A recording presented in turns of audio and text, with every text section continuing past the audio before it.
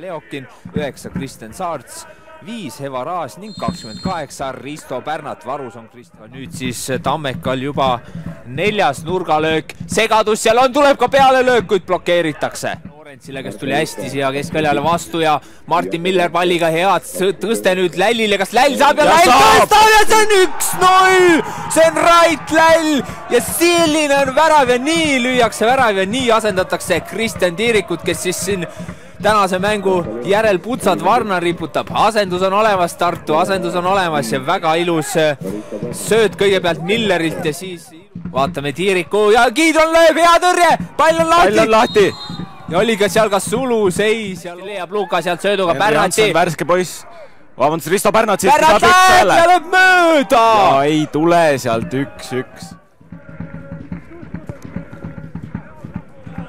Ja Lorentsilt pikk pall ja seal on Tšernjavski väga ootamatult tekkinud ja Tšernjavski lööb ja lööb ja 2-0. No nii, Tammek on läinud kohtumist 2-0 juhtima ja tuliselt väga hea sööd kaitseliinist ja jälle Pärnu kaitse kuidagi magas maha, ei suudetud otsustavalt seda Tšernjavskit sealt minema lükata ja vaatame aga seda mängu edasi, tuleb pikk pall ette. Ja ei ole Sulu seisu siin Tammeka mängijad Teko lööb!